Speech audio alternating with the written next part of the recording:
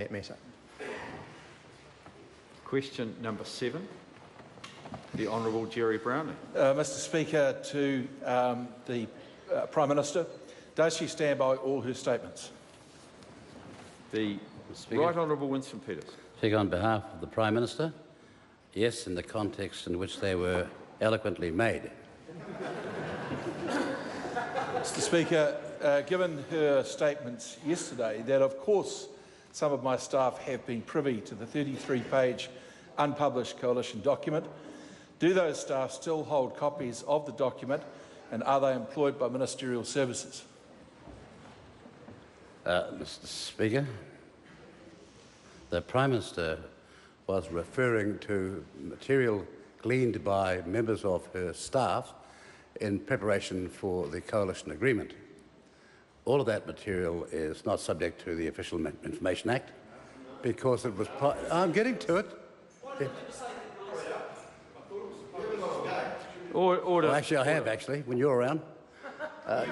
Could I make it very clear? Could I make it very clear what the Prime Minister has said about the matters which have been the subject of some artificial and constructed controversy is that none of that material is official. None of that material is currently part of the 8-page document on the coalition agreement, but that there is obviously side papers which we are working on into the future, and when that material is known and completed and evaluated and budgeted, it'll be announced. Point of order, Mr Speaker. A point of order. A small pedantic point, but I know how you are on these things.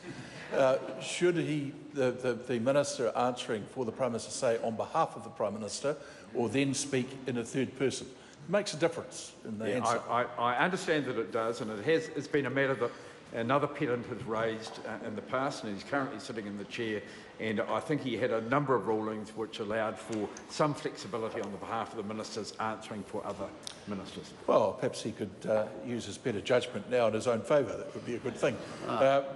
Supplementary, Mr Speaker, in reference to his statement yesterday that her Minister of Finance holds a copy of the 33-page unpublished coalition document, does she have confidence in him to ensure that he does not circulate that document to other ministers or ministerial services, employees or contractors or secondees in his office?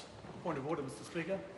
Point of order, Clayton Mitchell. Just on another pedantic matter, the Minister asked a question referring to the Prime Minister as a he, as his, and I think if we're going to be pedantic, we should actually stick to the rules of asking questions. Right, that's...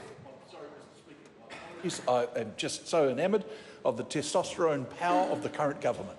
So I do apologise, I should have said her. I'll say it again. So in reference to her statement yesterday that her Minister of Finance holds a copy of the 33-page unpublished coalition document, is she confident that he has not circulated the document to any other minister or to any ministerial services, employee, contractor or secondee who might be in his office or other ministers' offices?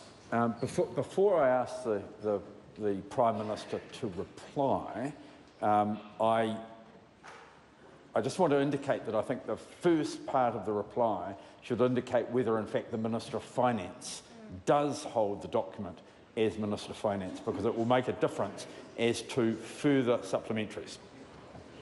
Mr Speaker, my answers, whilst the questions are sustained, are on behalf of the Prime Minister, and I made that very clear on my first answer. I didn't think I had to repeat it every time. So, my answer for the Prime Minister, though, is this. Not in his position as the Minister of Finance.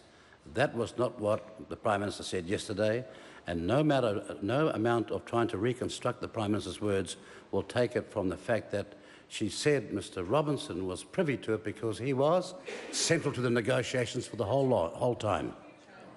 Mr Speaker, is the 33-page unpublished coalition document located in any ministerial device or hard drive? Could the member help me out by giving us a description of what is a ministerial device?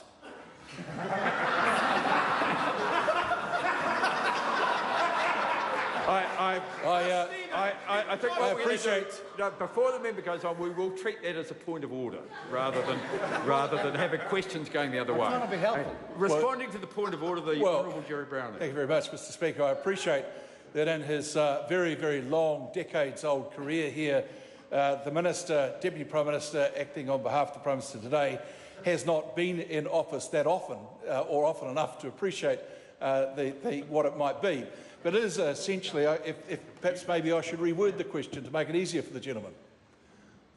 Well, I think if one sort of winds back the sarcasm in it and just asks the question again. There's no sarcasm in a question that asks, is the 33-page unpublished coalition document located in any ministerial communications device, a smartphone or hard drive of any type, or a safe?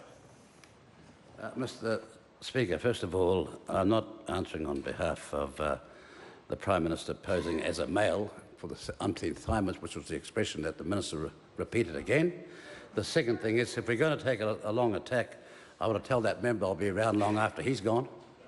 And the third thing I want to say is, this was all done before the government was formed, and that is the only matter you're entitled to ask about. Question.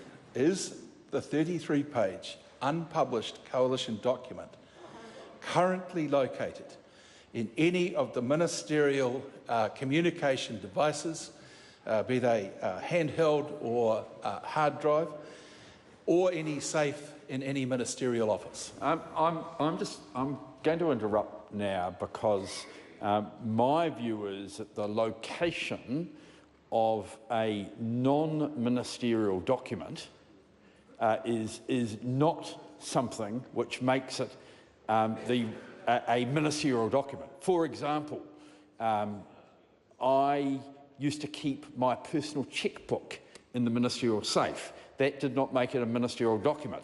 I know members kept their lunch in the ministerial fridges, and that did not make them ministerial matters. So I'm saying to the member that I'm going to rule this question out because I beg your pardon. Nick Smith will withdraw and apologise. Mr. Speaker, withdraw and apologise. I'm going to rule. If the member is going to, I haven't finished my ruling yet. But what I was ruling is that I'm going to give the member one last chance, without penalty, to phrase the question in a way that involves ministerial responsibility, and as has been shown in a number of jurisdictions, the fact that something has passed through, something personal has passed through a ministerial computer, does not make it a ministerial document. A point of order, the Honourable Dr Nick Smith. Mr. Speaker, it might be an appropriate ruling for the Ombudsman as to whether a document that's held on a ministerial phone or document is not necessarily an official document for the purposes of that Act. But I think you are going beyond your role as Speaker in saying that a minister cannot be asked about any matter that relates to things that are funded for the public purpose in terms of being in a ministerial office or on a ministerial device. You're going beyond your role. I'm quite satisfied on that, and I think that just about every member of this House will have received material from family members, from constituents, on their devices which are owned by, or those have been ministers, on their devices that have been owned by ministerial services. That does not make that correspondence ministerial responsibility. Mr. Speaker, thank you for those interesting clarifications. I'll change tack. Does the Prime Minister stand by his statement? Our office will be investigating how to apply a royalty specifically to water bottlers, following advice from trade officials today that such a royalty would be in breach of our current and proposed free trade agreements. And does this mean the unpublished coalition deal document will now be even shorter, even without further font changes? Mr. Speaker, on behalf of the Prime Minister, the government's position is that there are many alternatives to arrive at the kind of result that a royalty would impose upon any taker of water. And one could assume that, like every other sovereign nation and every country that sets its own royalties, that we're working precisely on that as we speak. The Prime Minister does. The Prime Minister therefore disagree with the legal team in MFAT, who have made it very clear today that applying such a royalty would be a breach of current and future, including this comprehensive Trans-Pacific Partnership Agreement, illegal.